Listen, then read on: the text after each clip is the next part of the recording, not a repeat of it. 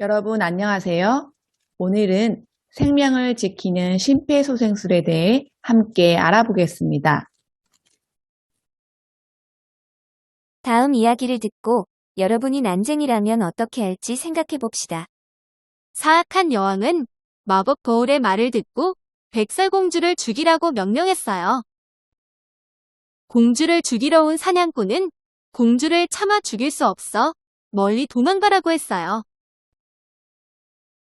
사냥꾼을 피해 달아나던 백설공주는 그만 절벽에서 미끄러져 호수에 빠지고 말았어요. 물에 빠진 백설공주를 살리기 위해 난쟁이들이 가장 먼저 해야 하는 일은 무엇인가요? 보기를 보고 여러분이 생각하는 정답은 몇 번인지 말해보세요. 1번, 왕자님을 찾으러 간다. 2번, 공주가 깨어날 때까지 기다린다. 3번, 인공호흡을 실시한다. 4번, 가슴 압박을 실시한다.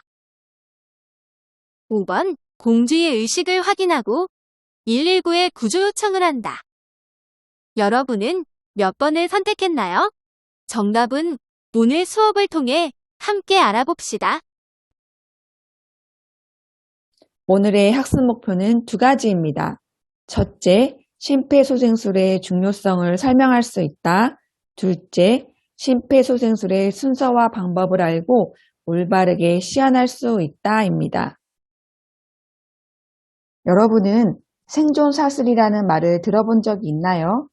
생존사슬은 심정지가 발생한 사람의 생명을 구하기 위해 실행되어야 하는 가장 중요한 연결고리입니다. 화면에 보이는 생존사슬과 여러분 책에 있는 그림이 조금 다른데요. 화면 속 그림은 2020년 12월에 개정된 한국형 심폐소생술 생존사슬입니다. 여러분 교과서가 만들어진 시점에는 2015년 심폐소생술 지침이 있었고 그 이후 2020년 심폐소생술 지침이 개정되었답니다. 전체적인 큰 틀은 비슷하지만 설명을 들으면서 변경된 부분을 교과서에 고쳐볼까요? 먼저 첫 번째 단계는 환자를 발견한 목격자가 심정지 발생을 확인하고 신속한 구조 요청을 하는 것입니다. 두 번째 사슬은 심정지 환자에게 목격자가 가능한 빨리 심폐소생술을 시행하는 것이며 세 번째 단계는 제세동기, 즉 자동 심장 충격기를 사용하는 것인데 대부분 일반인에 의한 구조는 여기까지 이루어집니다. 그 이후 전문 소생술과 소생 후 치료를 통해 생존자에 대한 재활 치료를 하게 됩니다. 이러한 5가지 단계들이 사슬처럼 모두 단단히 연결되어야 환자의 생존율을 높일 수 있습니다. 그럼 심폐소생술의 중요성에 대해 알아볼까요? 심폐소생술은 호흡이나 심장 박동이 멈추었을 때 정지된 심장을 대신해 뇌에 산소가 포함된 혈액을 공급하는 응급처치입니다. 질병관리청 통계에 따르면 급성 심정지의 60에서 80%는 가정, 직장, 길거리 등 의료시설 이외의 장소에서 발생한다고 합니다. 이때 심정지를 목격한 사람이 즉시 심폐소생술을 시행하게 되면 심정지 환자의 생존율이 약 3배 이상 높아진다고 합니다. 화면 오른쪽 그림을 보면 심정지가 발생하고 4분 이내에는 뇌손상 가능성이 적지만 그 이후부터 뇌손상 가능성이 높아짐을 알 수 있습니다. 그렇기 때문에 최초 목격자인 가족, 동료, 행인의 빠르고 정확한 심폐소생술 실시가 무엇보다 중요합니다. 그럼 지금부터 심폐소생술의 순서와 방법에 대해 알아볼까요? 환자에게 접근하기 전에 구조자는 현장 상황이 안전한지 우선 확인합니다. 안전하다고 판단되면 환자의 양쪽 어깨를 가볍게 두드리며 괜찮으세요? 라고 물어봅니다. 환자가 반응이 없다면 즉시 119에 도움을 요청합니다. 도움 요청은 환자의 반응 확인과 동시에 이루어져야 합니다. 여러분이 혼자라면 직접 119에 구조 요청을 하고 주변에 사람이 있는 경우 그 사람을 지목하여 구조 요청을 하도록 합니다. 그리고 또 하나 기억해야 할 것은 구조대에 전화를 한 후 끊지 말고 스피커폰이나 영상통화를 이용해 상담원의 도움을 받습니다. 호흡이 없으면 곧바로 가슴 압박을 실시합니다. 올바른 가슴 압박 방법에 대해 알아볼까요? 먼저 가슴 압박 위치를 확인합니다. 압박 위치는 가슴뼈 아래쪽의 2분의 1 지점인데요. 화면을 통해 확인해 보도록 하겠습니다. 흉골이라 불리는 가슴뼈 아래쪽에서 2분의 1 지점을 찾습니다. 이곳이 바로 가슴 압박 위치입니다. 그 다음 환자 옆에 무릎을 꿇고 압박 부위에 한 손에 손꿈치를 올린 다음 그 위에 다른 손을 올려 깍지를 낍니다. 화면 속 깍지 낀 손의 모양을 잘 살펴보시기 바랍니다. 손꿈치는 손바닥과 손목이 연결되는 부위의 두툼한 곳을 말합니다. 화면 속 손바닥에 빨간색 빗금친 부분이 손꿈치입니다. 그 다음 양팔을 펴서 환자 몸과 수직이 되도록 자신의 체중을 실어 가슴 압박을 실시합니다. 가슴 압박은 깊고 강해야 효과가 더 좋습니다. 5cm 깊이로 압박하며 속도는 분당 100에서 120회 정도입니다. 여러분이 기억하기 쉽게 1초에 2번 정도 압박한다고 생각하면 됩니다. 가슴 압박을 할 때 주의할 점이 있는데요.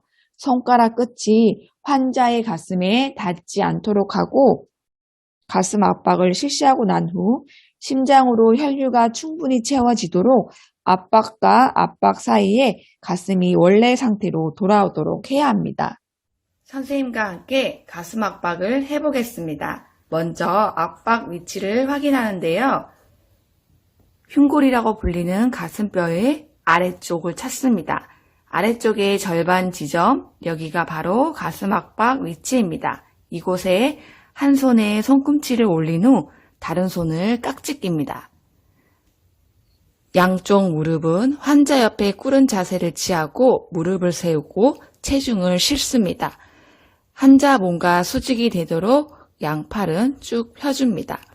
압박을 할 때 주의할 점은 손가락 끝이 환자의 가슴에 닿지 않도록 합니다. 체중을 실어 가슴 압박을 실시합니다.